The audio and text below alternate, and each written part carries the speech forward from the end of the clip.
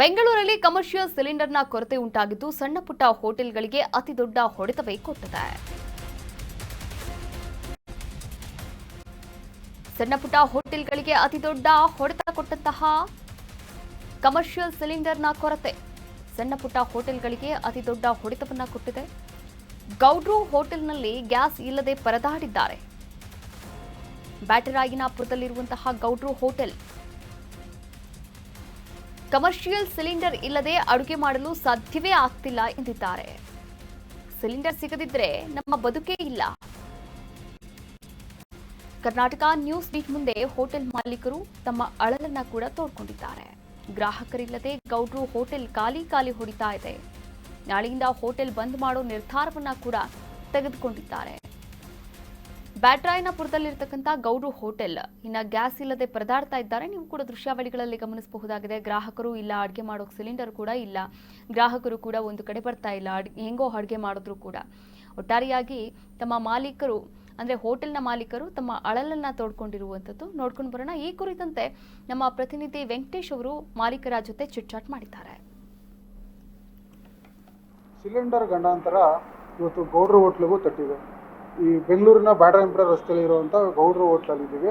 ಇಲ್ಲಿ ನೋಡ್ರಿ, ಪ್ರತಿದಿನ ನೀವು ನೋಡ್ತಿರ್ಬೋದು ದೃಶ್ಯದಲ್ಲಿ, ಇಲ್ಲಿ ಸಾವಿರಾರು ಜನ ಊಟ ಮಾಡ್ತಿದ್ರು. ಎಸ್ಪೆಷಲಿ ನಾನ್ ವೆಜ್ ಪ್ರಿಯರೇ ಜಾಸ್ತಿ ಇಲ್ಲಿ. ಒಂದು ಸೆಕೆಂಡು ಕೂಡ ಪುರ್ಸೋತಿರ್ಲಿಲ್ಲ ಇಲ್ಲಿ. ಅಷ್ಟು ಜನ ಇಲ್ಲಿ ತುಳುಕೋರು. ಒಂದು ಕಡೆಯಿಂದ ಅಡುಗೆ ಭಟ್ರುಗಳಾಗಲಿ, ಇಲ್ಲಿ ಅಡುಗೆ ವ್ಯವಸ್ಥೆ ಆಗಲಿ, ಜನ ಕಿಕ್ಕೆರೆದು ಸೇರಿರೋದು ನೀವು ನೋಡ್ಬೋದು. ಒಂದು ಪ್ಲೇಟ್ ಇಲ್ಲ, ಒಬ್ಬರು ಜನ ಇಲ್ಲ. ಕೇಳಿದ್ರೆ ಸಿಲಿಂಡ್ರು ಬಂದಿಲ್ಲ, ಅಡುಗೆ ಮಾಡಿಲ್ಲ ಅನ್ನೋದು ಅವ್ರು ಹೇಳ್ತಾ ಇದ್ದಾರೆ. ಇಲ್ಲಿ ಫೇಮಸ್ ಅಂದರೆ ಕಬಾಬು, ಫಿಶ್ ಫ್ರೈ, ನಾಟಿ ಮುದ್ದೆ, ಈ ಥರ ಡಿಫ್ರೆಂಟ್ ಡಿಶ್ಗಳು ಕೊಡ್ತಿದ್ರು. ಡಿಶ್ಗಳನ್ನ ಕೊಡ್ತಾಯಿದ್ರು. ಇವತ್ತು ನೋಡಿದ್ರೆ ಯಾರೂ ಇಲ್ಲ.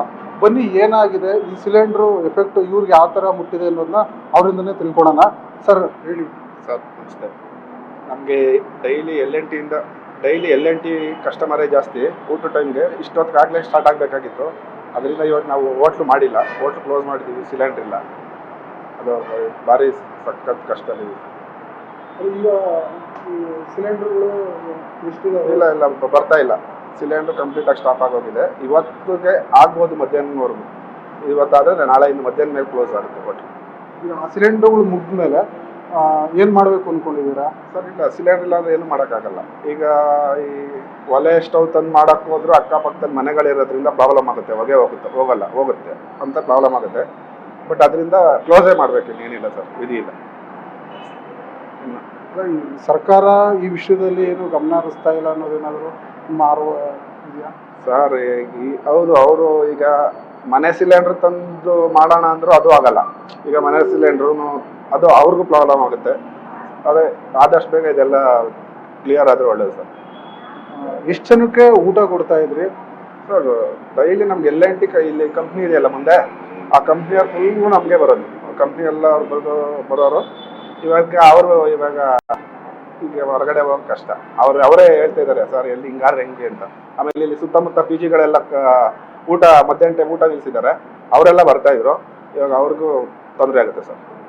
ಸಿಲಿಂಡರ್ ಇಲ್ಲ ಅಂದರೆ ಮುಂದಿನ ಜೀವನ ಹೆಂಗೆ ಅಂದರೆ ಅದೇ ಸರ್, ಅದೇ ಯೋಚನೆ ಬಂದ್ಬಿಟ್ಟಿದೆ. ಏನು ಮಾಡಬೇಕು ಅಂತ ಗೊತ್ತಾಗ್ತಿಲ್ಲ. ನಮ್ಮದು ಬೆಳಿಗ್ಗೆ 11 ಗಂಟೆಗೆ ಓಪನ್ ಆದರೆ ರಾತ್ರಿ 1 ಗಂಟೆ ಇರ್ತಿತ್ತು. ಇವಾಗ ಇವತ್ತು ಮಧ್ಯಾಹ್ನನೇ ಕ್ಲೋಸ್ ಆಗುತ್ತೆ ಸಿಲಿಂಡರ್ ಇಲ್ಲ. ಹೋಟ್ಲು ನಿಂತೋದ್ರೆ ಬದುಕು ಹೆಂಗೆ ಅಂತ ಸರ್ ಅದೇ ದೊಡ್ಡ ಪ್ರಾಬ್ಲಮ್ ಆಗಿದೆ ಸರ್. ಏನು ಮಾಡೋದು? ಇವಾಗ ಎಕ್ಸಾಮ್ ಟೈಮ್ ಬೇರೆ, ಫೀಸ್ಗಳು ಕಟ್ಟಬೇಕು. ಈಗ ಹುಡುಗರು ಸಂಬಳ ಕೊಟ್ಟು ಇಟ್ಕೊಳ್ಳಿಲ್ಲ ಅಂದರೆ ಹುಡುಗರು ಬೇರೆ ಕಡೆ ಹೊಂಟೋಗ್ತಾರೆ, ಅವರು ಕೆಲಸದವರು. ಈಗ ಓನರ್ ಬಾಡಿಗೆನೇ ಕಟ್ಟಲೇಬೇಕು. ಈಗ ಹೋಟ್ಲು ಮಾಡಲಿಲ್ಲ ಅಂದರೆ ಅದೇ ದೊಡ್ಡ ಸಮಸ್ಯೆ ಆಗಿದೆ ಸರ್. ಇದೆಲ್ಲ ಸರ್ಕಾರದವರು ಏನಾದರೂ ಒಂದು ಪರಿಹಾರ ಕೊಡಬೇಕು ಅಂತ ಕೇಳ್ತಾರೆ. ಮಧ್ಯಪ್ರಾಚ್ಯದ ಯುದ್ಧದ ಎಫೆಕ್ಟು ಸಣ್ಣ ಪುಟ್ಟ ಹೋಟೆಲ್ಗಳಿಗೂ ತಟ್ಟಿದೆ. ಕ್ಯಾಮ್ರಾಮನ್ ರಾಘವೇಂದ್ರ ಜೊತೆ ವೆಂಕಟೇಶ್, ಕರ್ನಾಟಕ ನ್ಯೂಸ್ ಬೀಟ್, ಬೆಂಗಳೂರು.